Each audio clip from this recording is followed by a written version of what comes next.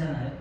그래서 정말 우리 인생의 삶은 열면 닫을 자가 없고 닫으면 열 자가 없는 우리 하나님의 그 능력의 손에 우리 인생이 달려있는 줄로 믿습니다. 자, 우리 오늘 하나님의 말씀은 요한복음 3장 3절 거듭남이라는 말씀의 제목입니다.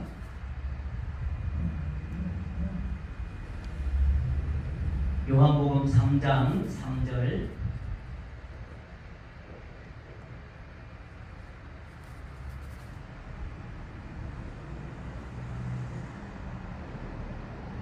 다같이 큰 소리로 읽도록 하겠습니다. 시작. 예수께서 대답하여 이르시되 진실로 진실로 너에게 이르노니 사람이 거듭나지 아니하면 하나님의 나라를 볼 수 없느니라. 아멘. 원래는 이제 1절부터 좀 길게 다 읽어야 되는데 이제 본문 구절은 제가 오늘 3절 짧게 읽었습니다. 오늘 이제 아침에 이제 차 타고 오는데 이제 우리가 집사람하고 잠깐 이야기했지만 이제 오토바이가 한 20대 되는 오토바이 하시잖아요. 또 오토바이 동호회 오토바이 멋있게 시작해서 이제 차 옆을 비껴서 이제 쫙 가는데요. 그러니까 우리 집사람이 참 저렇게 사는 것도 진짜 좋겠다. 뭐 부을 수도 있겠다. 이제 이렇게 이야기했어요. 그렇게 이야기했는데 저도 이제 생각을 했단 말이죠. 그래서 이제 대화를 나눴는데 과연 오늘 이 시간에 저렇게 오토바이를 타고 가는 사람들이 하나님 앞에 예배를 드리기 위해서 저렇게 가는 건 아니겠지. 최소한 한 20명, 30명 이렇게 모여가면. 그러면 저분들이 저렇게 오토바이를 비싼 오토바이에 그렇게 멋있게 시작을 해서 가는 저 모습이 어떻게 보면 본인의 삶에서 너무 외롭고 공허하고 정말 삶의 가치를 찾지 못했을 때 뭔가 내 안을 채워줄 만한 뭐가 필요하잖아요. 그게 취미가 됐든 뭐 오락이 됐든 어떤 세상에 있는 다른 쾌락이 됐든 뭔가가 필요할 거란 말이에요. 내 안에 있는 그 공허함, 인생에서 내가 왜 사는지 모르는 그 인생 가운데서 뭔가 내가 이 외롭고 공허한 마음을 채워줄 수 있는 뭔가가 필요하지 않을까. 제 눈에는 그분들의 그 모습이 그 공허함을 찾아서 그것을 메꾸기 위해서 떠나는 여행처럼 제 눈에는 보였어요. 그래서 오늘 차를 타보면서 우리는 이제 예배를 드리기 위해서 오잖아요, 교회를. 그래서 이제 하나님 앞에 예배하기 위해서 시간을 들여서 그 발걸음이, 그 차에서 달려오는 그 마음이, 그 행복이, 그 기쁨이 세상에서는 절대 알 수 없고 받을 수 없는 그런 이런 것들이 기쁨이고 평안이고 이것이 행복이구나. 제가 그걸 생각했습니다. 그리고 우리가 저희 때 이제 나눈 말씀 중에 하나가 이제 세례 요한이 예수님께 하신 이야기인데 그는 점점 더 흥해야 되겠고 나는 점점 더 쇠하여야 하리라고 하는 이제 내용을 가지고 우리가 이제 저한테 이제 말씀을 나눴었는데 이제 오늘도 본 오토바이의 모습이 그 모습이었는 거예요. 제가 제 눈에 볼 때는. 그래서 우리는 살아가는 이 세상 속에서 정말 예수로 빡빡 채워지고 우리 안에서 예수가 점점점 더 커져서 세상의 어떤 쾌락, 세상의 어떤 재미난 거리, 세상의 어떤 그런 물질이나 세상의 어떤 성공명예 그런 것들 내 안에 채우지 않아도 예수로 가득 채워진 그것만으로도 우리가 행복하고 기쁘고 평안하고 즐겁고 정말 아름다운 인생, 그런 인생이 되면 얼마나 좋을까. 그래서 우리가 예수 안에 채우지 못하면 세상에 있는 것으로 그 부족한 부분을 채우려고 해요. 그 공한 비어있는 그 마음에 예수가 아닌, 하나님이 아닌 다른 뭔가를 찾아서 그 안을 채우려고 한단 말이에요. 그래서 우리는 세례 요한이 고백한 것처럼 예수는 점점점 더 커져야 되겠고 나는 점점점 더 쇠해져야 한다. 그 말처럼 정말 우리 안에서 예수님으로만 가득 차고 나라는 존재는 세상에서 꿈꾸는 나라는 그 존재는 점점점 약해져서 정말 물질처럼 흔적도 없이 사라져버리는 그런 인생이 정말 하나님 앞에서 가장 아름다운 인생인 줄로 믿습니다. 우리 이제 요한복음 3장 3절 읽은 말씀이 사람이 거듭나지 아니하면 하나님의 나라를 볼 수 없느니라. 또 바꾸어 말하면 사람이 위로부터 나지 아니하면 하나님의 나라를 볼 수 없느니라는 말하고 이제 같은 말씀인데, 오늘 이제 3장 1절에 보니까 그 바리새인 중에 한 사람이 니고데모라는 사람인데, 이 니고데모라고 하는 사람은 유대인의 지도자라고 나와 있어요. 이 사람이 밤중에 예수님을 찾아와서 이제 질문하는 내용, 이 니고데모라 유대인의 지도자한테 예수님이 답변을 하는 내용, 이야기를 하는 그런 내용이 3장 1절에서부터 이제 기록되어 있는데, 이 니고데모라고 하는 이 사람은 유대인의 지도자인데, 이제 그 시대 그 당시에 산헤드린 공의회라는 게 있었는데, 이 산헤드린 공의회는 지금 우리나라로 말하면은 국회와 같은 그런 개념의 이야기예요. 지금 우리 정치인들이 300명이 공당고의 그런 국회의원들과 같은 그런 하나의 그런 정치 집단이면서 하나의 종교 집단이면서 그 나라를 어떻게 보면 통치하는 개념의 그런 단체 집단이 산헤드린 공의회인데, 이 니고데모라고 하는 이 사람도 이 산헤드린 공의회 소속 중에 한 사람이었던 거예요. 근데 이 산헤드린 공의회는 이제 옛날에 우리가 이제 그 애굽에서 이스라엘 백성들을 모세가 이끌어낼 때 거기에 장로들이 있고 100부장, 50부장 이런 사람들이 있었단 말이에요. 네, 그런 사람들처럼 그 유력한 지도자, 이름 있는 사람, 대제사장이라든가 그 시대의 어떤 서기관들이라든가 사두개인이라든가 아니면 뭐 헤롯당이라든가 그런 단체 속에, 그런 이스라엘 그 집단 속에 있던 최고의 어떤 인정받고 엘리트급에 속하는 그런 사람들이 모여서 하나의 꾸려진 단체가 이 산헤드린인데, 여기 한 72명 정도가 있었는데, 여기서는 모든 종교적인 것, 이스라엘 땅에서 일어나는 모든 종교적인 것들을 다 관리하는 데요. 그리고 정치적으로도 어떤 이제 그 이스라엘이 로마의 그 속국으로 로마의 정치적인 지배를 받고 있던 시대이기 때문에 어떤 정치적으로는 산헤드린에서 거의 감당하다시피 하는 그런 단체였다면, 그게 소속된 이 니고데모가 예수님을 찾아왔어요. 그리고 또 우리가 이제 말씀을 보면은 이 산헤드린 공의회에서 한 일이 뭐냐면, 예수님을 잡을 때에도 이 산헤드린 공의회가 예수님을 잡았어요. 처음에 예수님이 이제 겟세마네 동산에 올라가서 기도를 하죠. 하나님, 이제 십자가에 못 박히는 그 일을 앞두고 예수님이 겟세마네 동산에 올라가서 하나님 아버지, 이 잔을 내게서 지나가게 할 수만 있다면, 이 잔이라고 하는 게 십자가에 못 박혀 죽는 걸 말하는 거예요. 이 잔이 내게서 지나갈 수만 있다면 그렇게 되기를 원합니다. 그러나 내 뜻대로 마시고 아버지 뜻대로 하시옵소서. 그게 예수님의 기도였어요. 그리고 나서 또 제자들한테 잠깐 왔다가 다시 또 올라가서 또 기도를 합니다. 똑같이 아버지, 이 잔이 내게서 지나갈 수만 있다면 그렇게 해 주십시오. 그러나 내 원대로 내 뜻대로 하지 마시고 아버지 뜻대로 하십시오.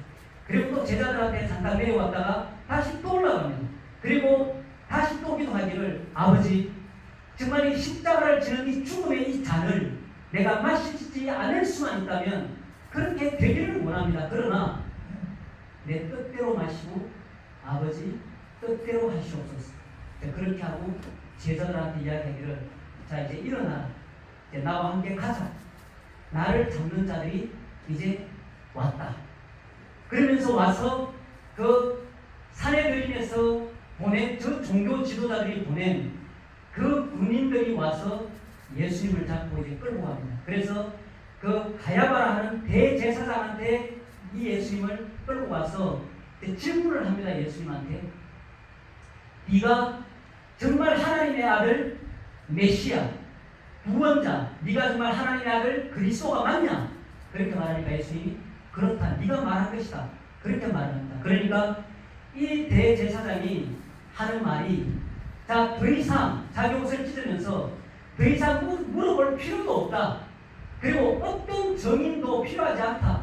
이 예수가 우리 유대교, 이 사내들인이 다스리는 어떤 이런 위에서 더 이상 다른 사람의 정언도 필요하지 않고 정인도 필요하지 않고 다 필요 없다 이제는. 왜? 이 사람이 신성 모독하는 말을 했다. 왜? 자기가 하나님의 아들이라고 이야기한다. 그리고 자기가 우리가 그토록 기다리던 메시아 그리스도라고 이야기한다. 왜냐하면 이것을 참을 수 없었던 이유가 이 당시만 해도 그들이 바라는 메시아는 이미 로마의 속국, 우리가 일제시대에 있었던 것처럼 로마의 속국으로 있었기 때문에 그들이 바라는 메시아는 이런 예수가 아니었어요. 이런 메시아가 아니었어요. 다윗 왕처럼 정말 철권 통치하는 그런 메시아가 와서 로마를 한순간에 다 무너뜨리고 이스라엘을 다시 다윗 왕 때와 같이 회복시키는 부강하고 굳건한 그런 나라를 만드는 메시아를 원했는데 자기들한테 나타난 그런 메시아의 지금 이런 예수와 같은 이런 모습의 메시아가 아니었다는 겁니다. 그러니까 이 백성이 하는 말이 더 이상 정인도 필요하지 않고 정부도 필요하지 않고 자기가 하나님의 아들이라고 말하고 자기가 메시아라고 말하는 자기가 그리스도라고 말하는 이 사람이 더 이상 어떤 말도 필요치 않다. 너희들 생각은 어떠냐? 너희들이 한번 이야기를 한번 해봐라. 그렇게 이야기한다. 그러니까 사형시켜야 되지 않겠습니까? 그렇게 말합니다. 그래서 이 예수님을 총독 빌라도 앞에 끌고 갑니다. 왜냐하면 이 사내들인 공의회에서는 모든 것을 다 판단하고 모든 것을 다 결정하고 다 할 수 있는 기관이었어요. 다만 로마를 향해서 반역만 일으키지만 않으면 돼요. 그래 딱 한 가지가 있는데 죄수를 사형을 시킬 때는 반드시 자기들이 결정을 못하고 로마 총독의 허락을 맡아야지만이 사형시킬 수 있는 단서가 붙어 있었어요. 그래서 이 사내들인 공회에서 이 사람들이 예수를 죽이고자 사형시키고자 결정을 하고 총독 빌라도 앞에 끌고 가는 거예요.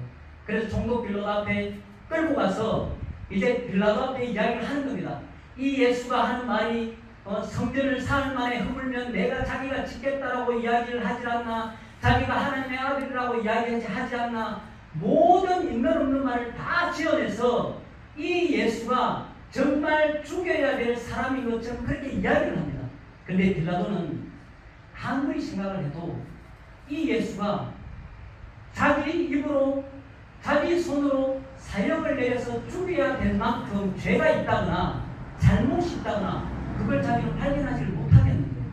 그래서 이 빌라도가 머리를 하나 쓴 게, 자 여러분들 당신들은 그렇게 이 예수를 정말 죽일 것처럼 이야기를 하는데 그럼 내가 한 가지 조건을 내걸겠습니다. 명절이 되면 죄수 한 사람을 내보내주는 그런 법이 있고 그런 관습이 있는데 오늘 우리 중에 바나바라 하는 모든 사람들이 다 알만한 악한 죄인 한 명 바나바라는 사람이 있고 그리고 오늘 당신들이 내 앞에 데리고 온 이 그리스도라 하는 이 예수가 있는데 두 사람 중에 내가 한 사람을 살려줄 테니 여러분들 내가 누구를 살려주면 좋겠습니까?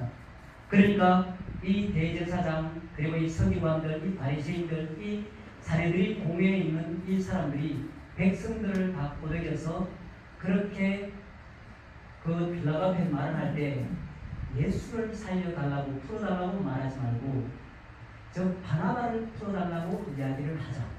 그렇게 다 모의를 한 거예요. 그래서 이 빌라도가 누굴 풀어줄 거라고 물었을 때 백성들이 소리칩니다. 바나바를 풀어주십시오 이야기를 하거든요. 그러니 빌라도는 자기 마음에 자기 생각에는 죄 없는 무죄한 예수를 죽일 것이 아니라 바나바를 죽이고 예수를 풀어줘야 되는데 오히려 백성들이 바나바를 풀어달라고 하니까 기도 안 차는 이야기란 말이에요. 그러면 본인 입장에서는 재판하는 재판관 입장에서는 이제 어떻게 해야 되겠어요? 그래서 다시 묻습니다. 이스라엘 백성들에게 내가 그럼 이 예수를 그리스도라고 말하는 메시아라고 말하는 이 예수를 그럼 내가 어떻게 해주면 좋겠느냐? 그리고 그 무리 그 군중들 그 사내들인 그 많은 사람들이 그 빌라도 앞에서 십자가에 못 박아야 되겠습니다. 예수를 십자가에 못 박으십시오. 이렇게 이야기를 합니다.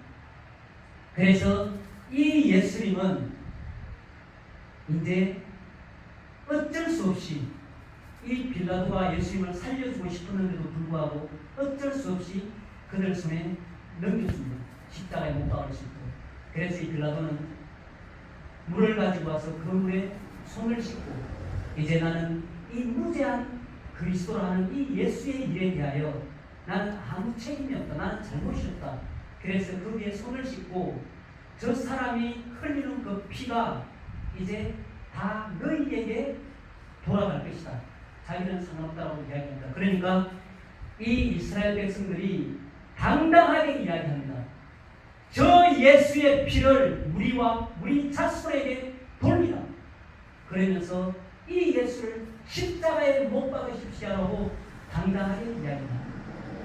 근데 그 예수의 그 피에 대한 그 피의 값이 우리와 우리 자손들에게 그 피값을 돌리라고 한 그 이스라엘 백성들의 그 소리가 이스라엘이 1900년이 넘는 시간 동안 디아스포라 흩어진 나라가 없는 백성들로 살았던 것을 우리는 잘 알고 있습니다. 자, 이렇게 예수님은 십자가에 못 박히고 모든 인류의 죄를 다 감당하시고 우리의 죄를 지고 십자가에 돌아가셨습니다. 그래서 오늘 3장에 나온 이 말씀이 이런 사내들인에 속한 그 니고데모, 이 사내들인에 속할 정도면은 모세오경, 창세기, 출애굽기, 레위기, 민수기, 신명기 정도는 어느 누구보다 잘 나는 그런 사람들이라고 봐야 돼요.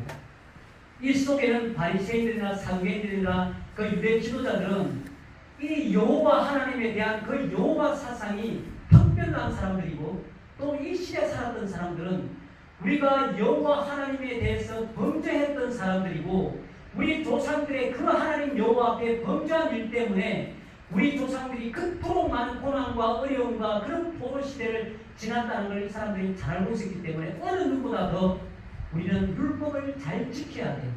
하나님의 율법을 지키지 않으면 하나님의 그 진노와 분노가 또 우리에게 임할 테니까 우리는 정말 율법을 잘 지켜야 되라고 하고 모세오경, 특별히 더 정말 날마다 보고 읽고 그것을 공부했던 사람들이 이런 사내들인에 속했던 이 사람들입니다.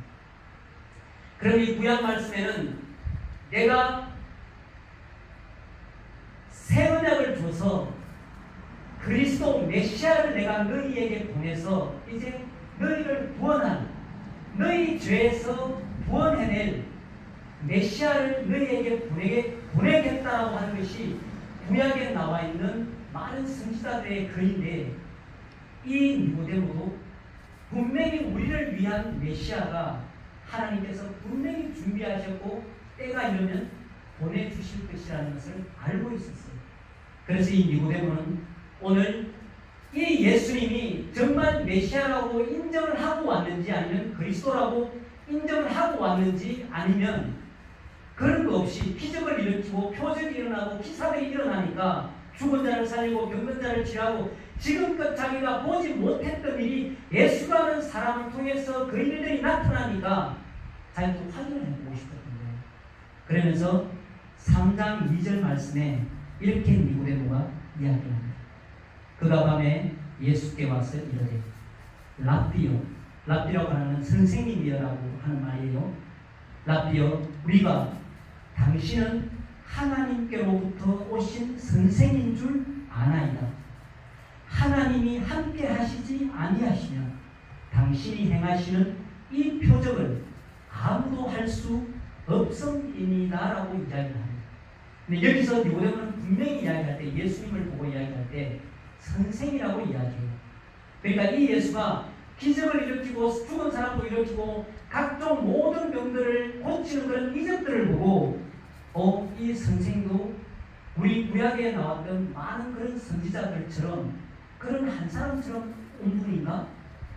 이 사람이 우리 메시아는 아닌 것 같은데 그러니까 여기서 예수님을 그리스도로 인정한다거나 메시아로 인정하는 게 아니라 하나님께로부터 온 사람인 건 맞는데 옛날 구약의 선지자 정도의 그런 선생으로 니고데모는 받아들였어요. 그런데 예수님이 오늘 읽은 말씀 3절 말씀에 이렇게 말씀하시니까 밑도 끝도 없이 예수님이 하시는 말씀이 사람이 거듭나지 아니하면 하나님의 나라를 볼 수 없느니라 이렇게 말씀합니다. 자, 예수님이 하시는 말씀이 니고데모 당신이 유대 지도자로 유대 선생으로 그런 사내들인에 속해 있는 사람이라 할지라도 당신이 위로부터 하나님으로부터 온 그런 나를 알아보려면 당신 또한 위로부터 하나님으로부터 당신도 똑같이 나지 않았으면 나를 알 수 없다라고 말하는데요.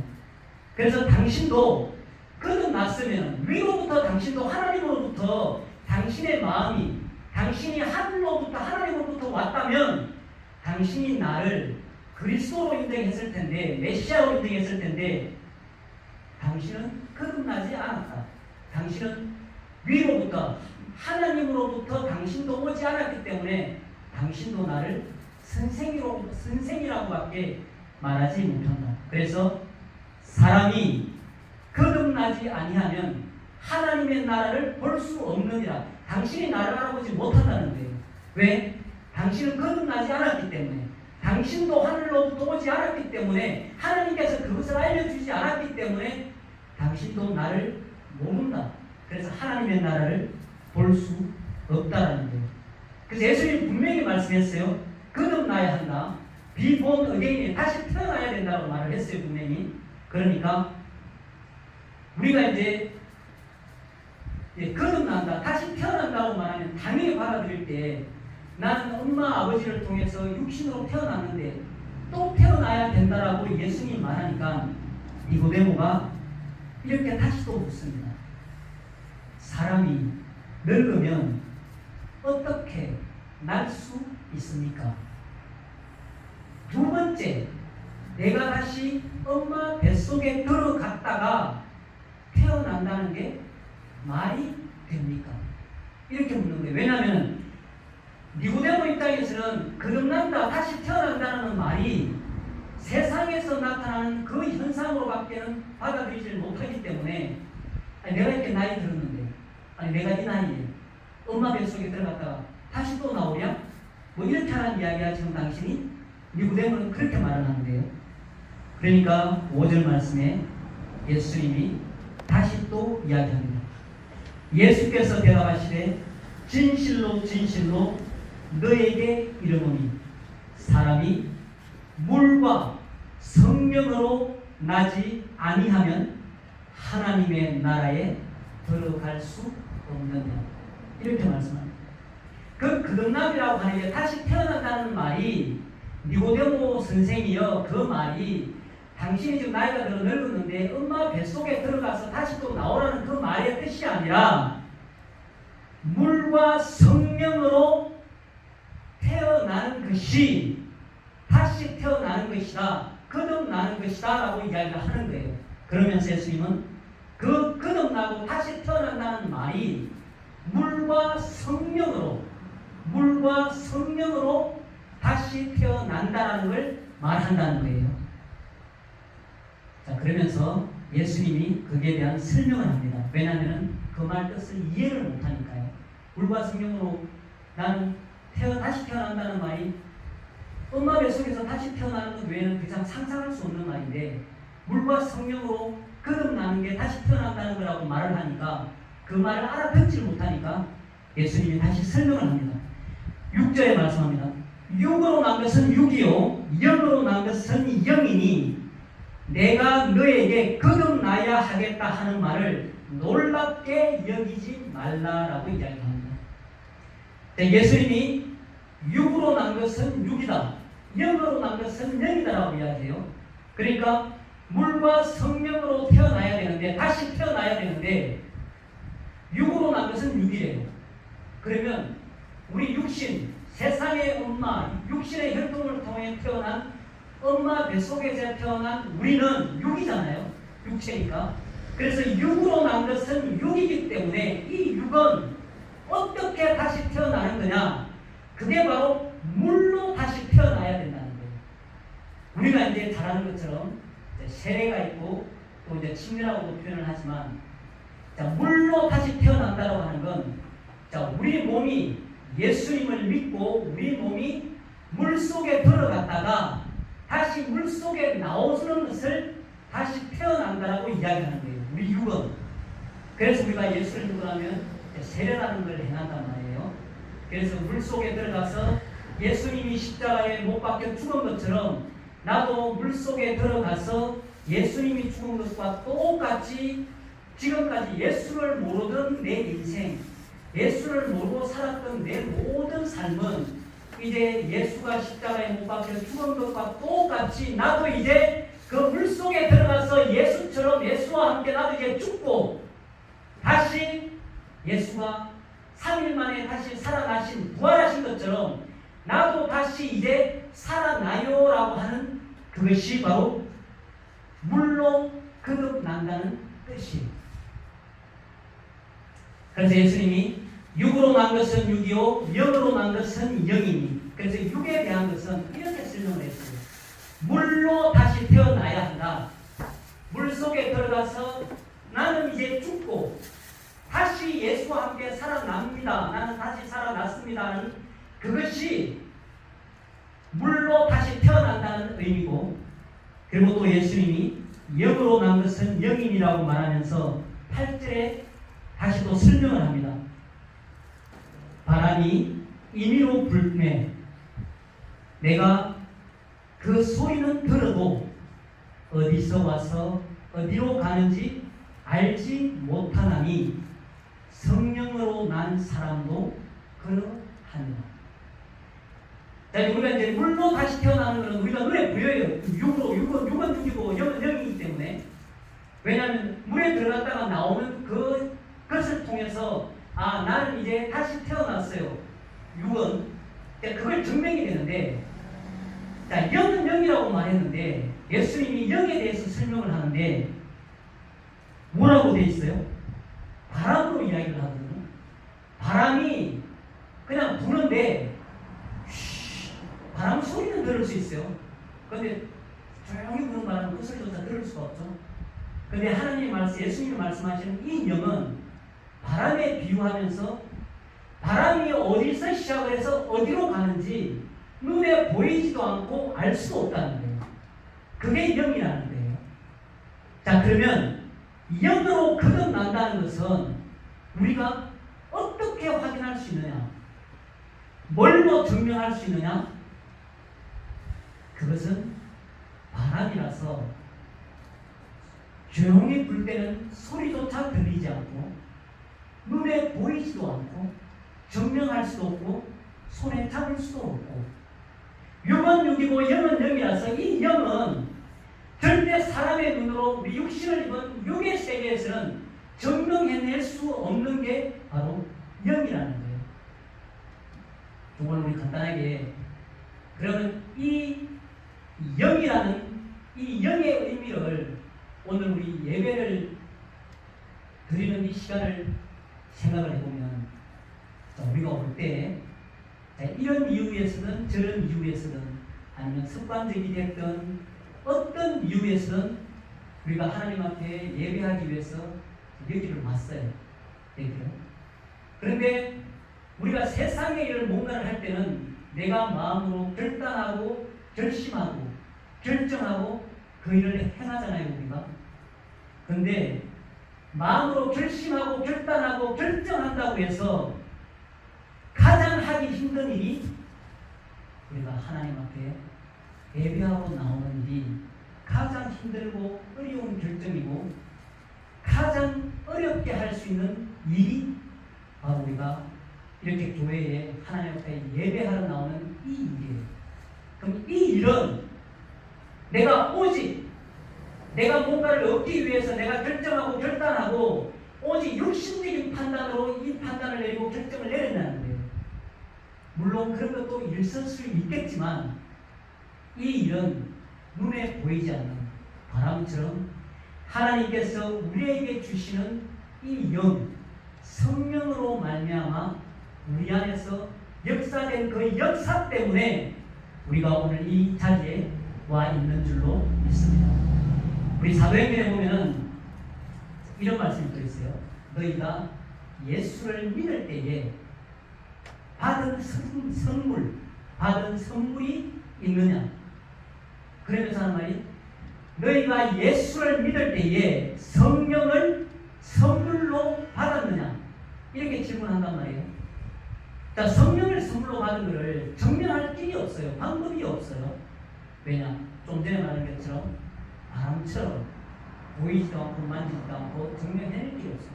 그런데 예수님이 분명히 말씀하시기를 너희가 입으로 예수를 주라 시인하고 예수가 그리스도인 것, 우리를 죄에서 구원하고 사망에서 해방하신 분이라는 것을 인정하고 또 예수님이 하나님의 아들인 것을 너희가 인정을 하면 그 일은 내 마음, 내 생각, 내 판단, 내 이론, 내 결정에 의해서 그 일이 일어난 것이 아니라 하나님의 성령께서 네 안에서 역사하지 않으면 절대 그 일은 일어날 수 없다는 거예요. 우리가 예수를 주라 부르고 예수님을 구주라고 인정할 때는 하나님의 성령께서 우리 안에서 그 일을 하지 않으면 절대 우리 입으로 예수를 구주라 시인할 수 없다는 거예요.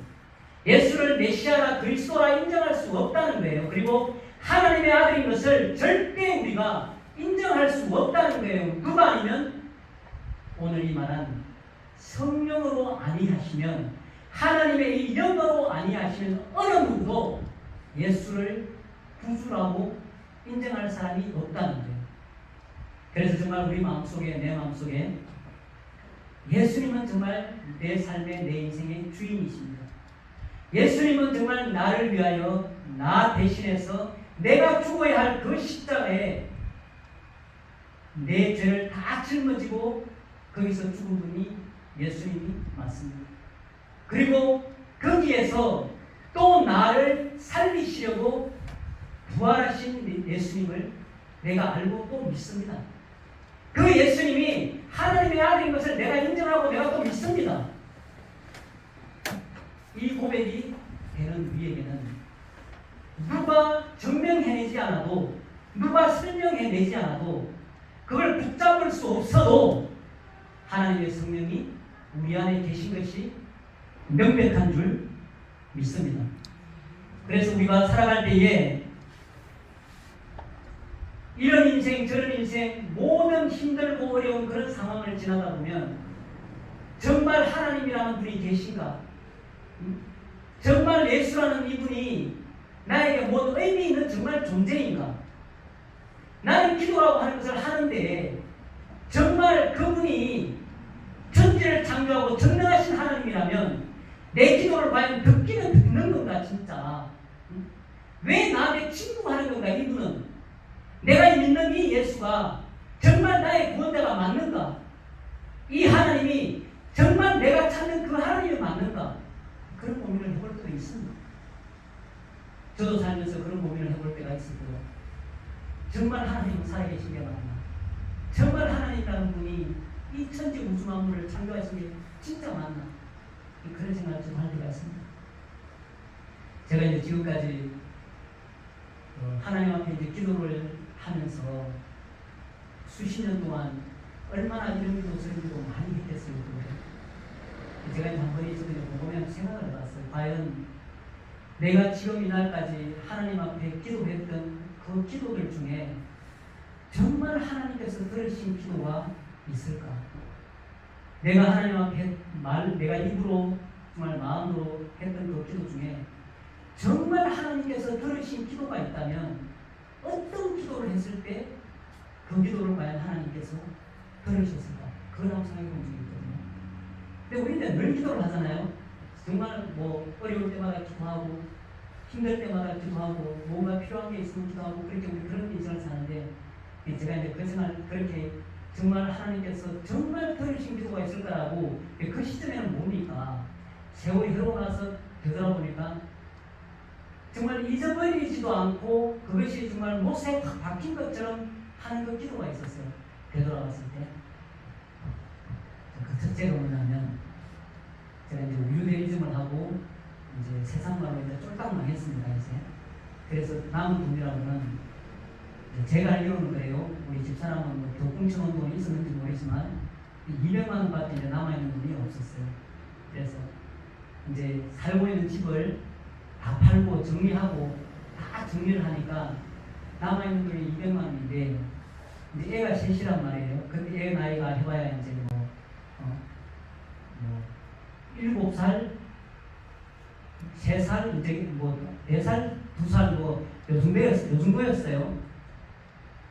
그러니까 우리 집사람은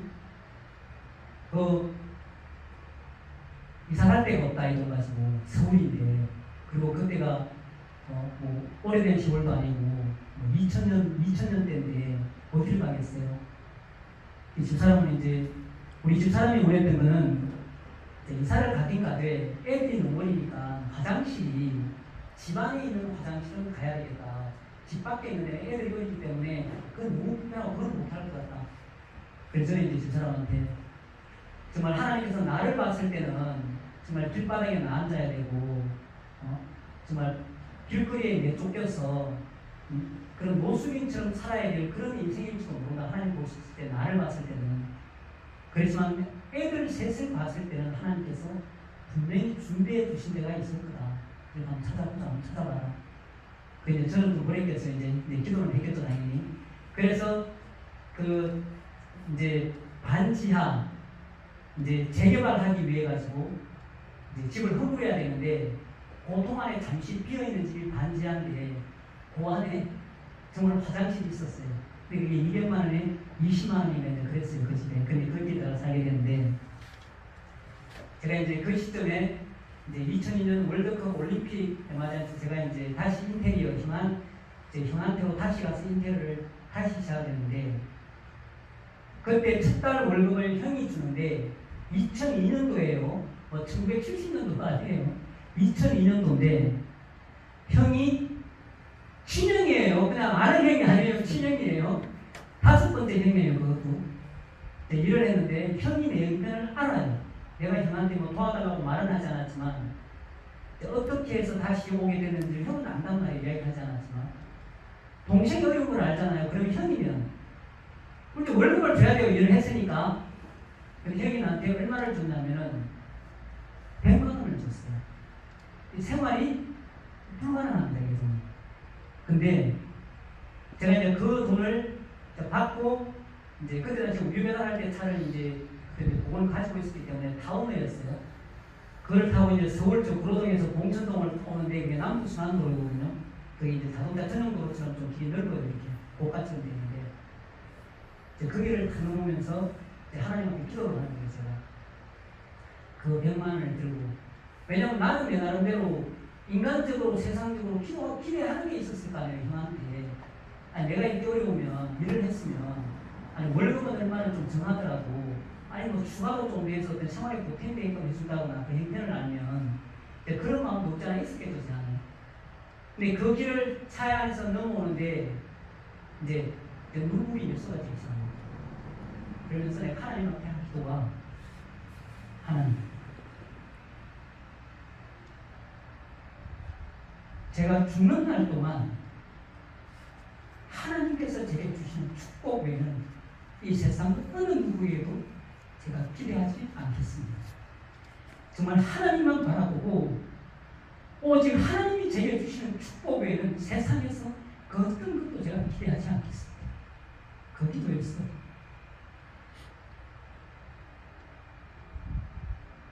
근데 세월이 지나 보니까 그 기도가 제한테 잊혀지지 않는 기도였고, 이 기도는 정말 하나님께서 들으셨구나.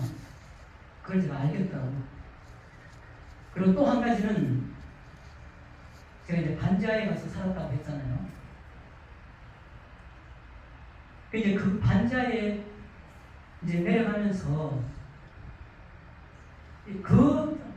이제 정말 세상에 이제 빈털터리 그 상황에서 그 반지하 계단이 한 10계단 정도 있었는데 그 계단을 밟고 중간쯤 내려가면서 제가 이제 하나님께 또 한 기도가 있어요. 그게 그건 제가 하려고 한 게 아니에요. 그건 내가 마음을 먹고 내가 무슨 결정을 한다거나 결심을 한다거나 제 판단에 의한 게 아니에요. 그건. 그 계단을 내려가면서 하나님 앞에 한 기도가 이제 그거였어요. 하나님, 이 그런 지금 이 시간이 하나님의 축복의 시작인 줄 나는 믿습니다. 그게 또한 세월이 지나고 보니까 그 장면하고 그 순간이 안 잊혀지는 거예요. 아, 이 기도도 하나님께서 정말 들으신 거구나. 그리고 또 하나는 제가 이제 교회에서 이제 찬양 기도를 했단 말이에요. 그 시점에서 얼마나 제가 이제 마음이 그렇겠어요. 그게 그 시간쯤에. 근데 이제 제가 이제 형한테 다시 일을 간지 이제 얼마 되지 않아서 이제 그 인테리어 일이다 보니까 톱을 쓴단 말이에요. 기가 돌아가는 톱을. 거기에 이제 우리 합판을 올려놓고 이제 민단 말이에요. 이렇게. 근데 이제 저런 천정에 몰딩을 저런 걸 내려고 하면 콘크리트 천정으로 되어 있는 경우는 저걸 못을 못 박는단 말이에요. 저런 몰딩을 고정을 하려면 얇은 합판을 얇게 펴서 저 속에다 박고 그 다음에 저 몰딩을 박아야지 고정이 되기 때문에 그거 펴는 작업을 하는 게 좀 위험해요. 이렇게 워낙 2cm 정도 좁게 그걸 잘라야 되기 때문에. 근데 그걸 자르면서 제 손가락이 안 접힌단 말이에요. 손가락 3개가 그 톱에 잘려서 하나는 완전히 뒤로 넘어가가지고 힘줄이 튀어나온 상태로 병원 가서 이제 12시간 동안 수술을 했단 말이에요. 손가락을. 그런 시점이었어요. 그러니까 한번 생각해 보십시오. 가진 것 하나도 없는 상황에 자식들 셋에 반지하방에 살던 그 상황에서 둘이서 1년 살다가 이제 장모님이 오라 해서 제가 집으로 갔어요. 우리도 반지하긴 하지만 제가 집으로 다시 들어가긴 했는데 근데 손까지도 다 잘렸어요. 이제 또. 그러니까 제가 제 인생을 봤을 때 어떻게 했어요. 그게 삶이. 근데 그렇다고 해서 제가 삶을 비관했다거나 뭐 죽고 싶다거나 뭐 찬성해야 된다거나 그런 건 아니었어요. 근데 그런 상황에서 저는 그 찬양 인도를 했기 때문에 그때 찬양 인도를 하면서 하나님께 했던 기도가 그거예요. 두 손을 들고 하나님 살려주십시오. 그것도 세월이 많이 지났는데 그 기도를 하나님이 정말 들으셨구나. 그걸 알겠다고요.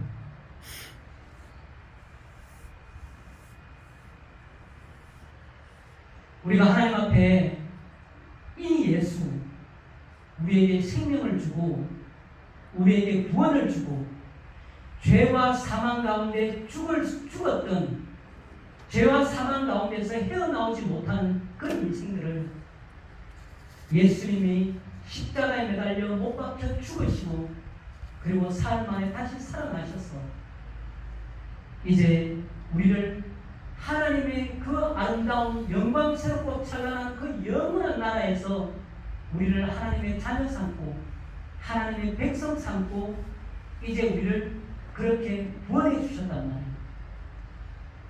이 하나님 앞에 우리가 기도를 할 때 우리가 과연 무슨 기도를 어떻게 해야 할까? 그래서 우리 여러분들께서도 정말 지금 한번 또 돌이켜 보신다면 좋을 것 같아요. 내가 지금까지 한 기도들 중에 정말 하나님께서 내 기도를 들으신 기도는 어떤 게 있을까? 그리고 지금 내가 하는 기도는 지금 내가 하나님 앞에 하는 지금 내 피로나 내 아쉬움이나 나를 위하여 하나님 앞에 하는 기도들 중에 정말 하나님께서 들으시는 기도는 과연 어떤 기도일까? 그런 것을 한번 좀 생각해보는 시간이 되었으면 좋겠습니다. 자, 그래서 예수님이 15절, 16절 말씀에 결정적으로 말씀을 합니다. 이는 그를 믿는 자마다 영생을 얻게 하려 하심이니라. 하나님이 세상을 이처럼 사랑하사 독생자를 주셨으니 이는 그를 믿는 자마다 멸망하지 않고 영생을 얻게 하려 하심이니라. 이 예수님 앞에 우리가 사는 거예요. 이 예수님 앞에 우리가 오늘 예배드리는 이 시간에 있는 거고, 이 예수님 앞에 예수님의 그 피로, 예수님의 그 피가 우리를 불렀기 때문에 오늘 이 자리에 있는 거예요. 그래서 우리는 물과 성령으로 다 거듭난, 다시 태어난 하나님의 백성들인 줄 믿습니다. 살아갈 동안에 고민하지 마시고, 낙심하지 마시고, 실망하지 마시고, 정말 영광의 하나님, 창조주 하나님, 전능하신 하나님이 정말 내 아버지시고, 이 예수 그리스도 하나님의 아들 메시아 되시고 그리스도 되신 이 예수를 우리에게 보내셔서 우리를 이 땅 가운데서 건져내셨다, 나를 구원해내셨다는 것을 정말 잊지 마시고, 고민하지 마시고, 방황하지 마시고, 내 삶 가운데서 고난이 있고 어려움이 있고 환난이 있고 낙심이 있고 낭망이 있어도 그것은 지나가는 나그네 길에 잠시 내가 경험하게 되는 일이라고 생각하시고, 그리고 그런 과정을 통해서 정말 하나님은 계시는구나, 정말 예수님은 나를 구원하셨구나, 그걸 깨닫는 시간이 되고, 그래서 예수님이 다시 오는 그날까지 우리가 하나님 앞에 찬양하며 기도하며 하나님의 영광된 백성으로 살아가는 우리 모든 성도님들 될 수 있기를 예수님의 이름으로 축원합니다. 아멘. 아멘.